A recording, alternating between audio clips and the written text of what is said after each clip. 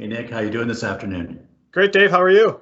I am doing great and getting ready to finish out the year here. We're coming up on New Year's Eve this week.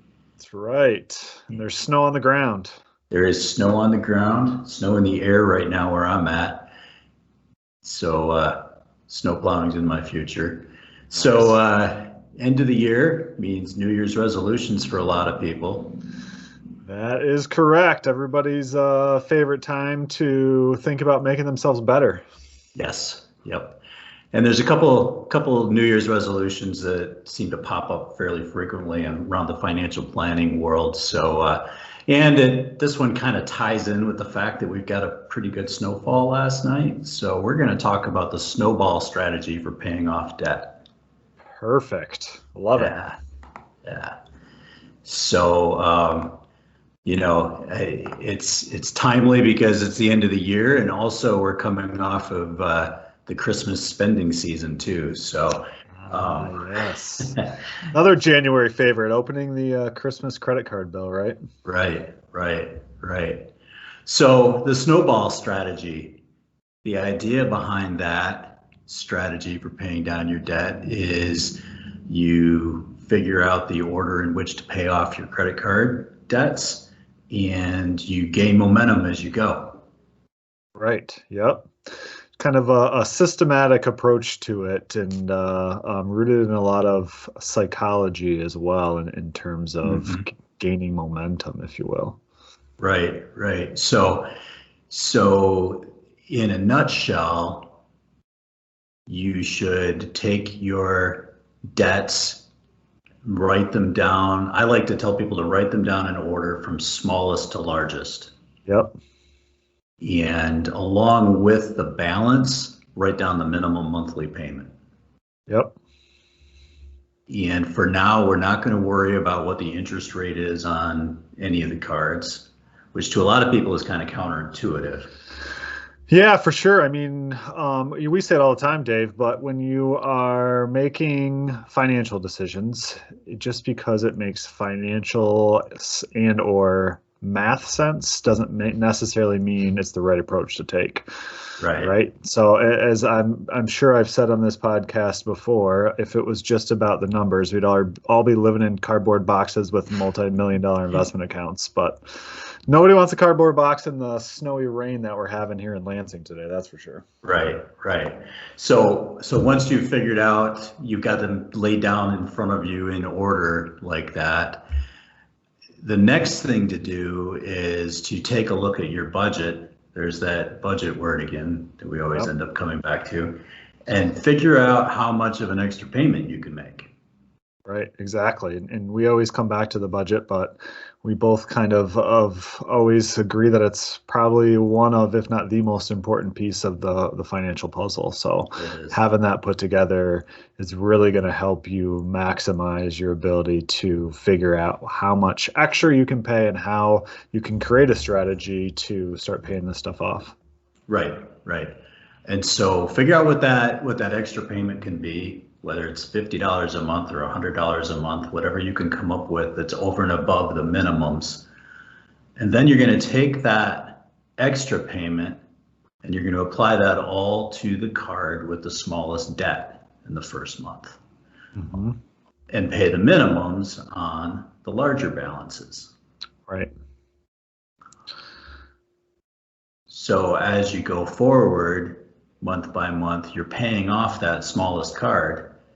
And then once that card is done, once you've got that paid down to zero, you can turn around and take the payment you were making on that card and add that to the minimum payment you're making on the next largest card.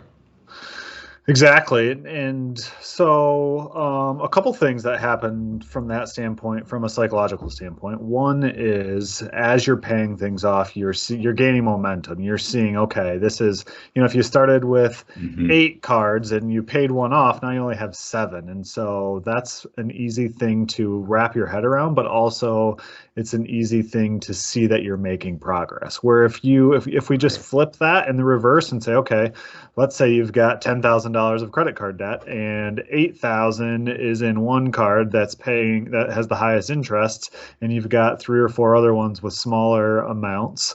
If you're just paying on that 8,000, it's going to take a lot more time for you to feel like you've made progress than if you pay 1 or 2 off and you have a little bit more flexibility with that. So that is one of the main reasons, the psychological reasons why it makes sense to do it in this kind of snowball strategy. Right. And then all of a sudden your payments on that second card are so much bigger because the first card's out of the way. But your total monthly payment stays the same.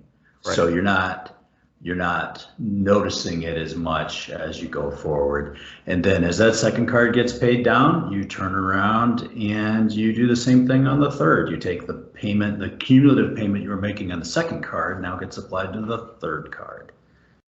Exactly. Yeah. And so now you've got that, that higher payment and you're feeling better about it. But also, the flip side of that too is, if your minimum payment's also going down as you pay off cards. And so there's some little bit more flexibility there where you won't get back into debt because you haven't made any progress on the minimum payment.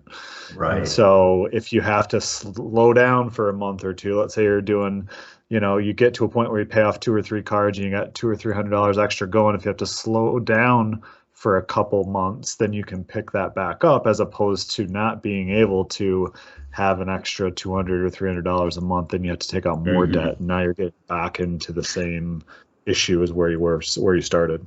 Right. Which back to the idea of knowing where your money comes from and where it goes.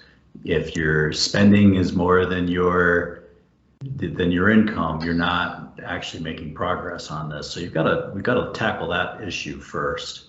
Right, for sure. No getting around the old budget thing. So yeah. Budgets and diets. Yep. That's very true. And it's one of those things, as you're paying stuff off, continually look at how to adjust that budget too. And as you're making progress and as you're feeling better about that stuff, putting more towards that.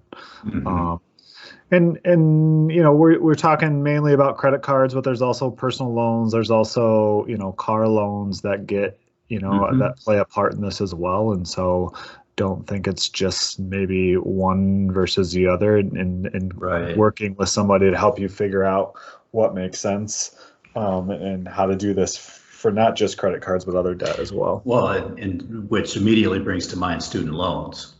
Exactly. Which you can use a very similar strategy in that respect. However, you also, with student loans, need to be cognizant of different flexibilities and payment programs with different loans. So sometimes it's not as simple as saying, pay off the smallest one first and then work on the next one. Sometimes with student loans, we need to be a little bit more strategic.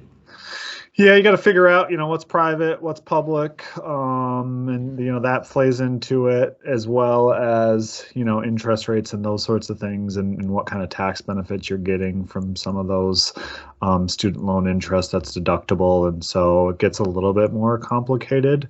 But to some degree, and in some cases, the same strategy, snowball strategy, works for student loans as well. You just got to be a little bit more careful.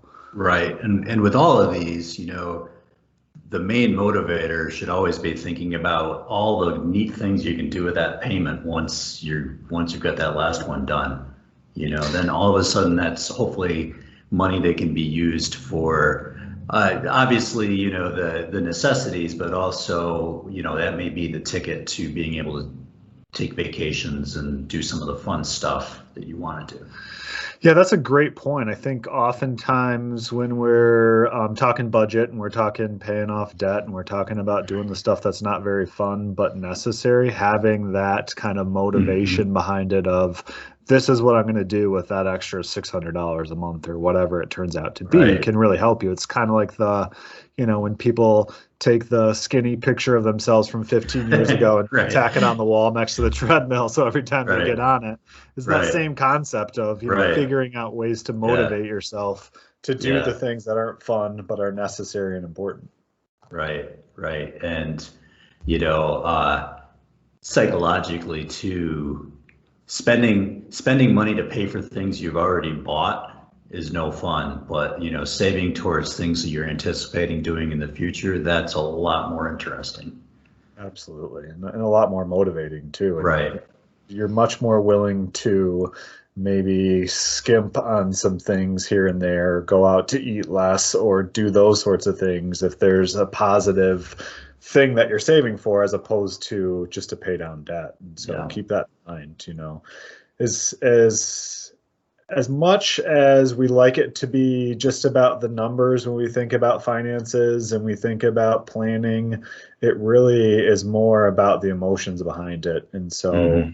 the more you can tap into and play into the emotions and understand those, I think the better off you're going to be when it comes down to doing things like paying off debt or saving for, you know, retirement, things of that nature. The more you can understand what that means to you and what you value and what you're working towards, the better off you're going to be at accomplishing those goals. For sure, for sure. All right. Well, good topic. Not a fun topic, but a good topic. And let's hope for a good new year for everybody. And whatever your resolutions are, good luck with them.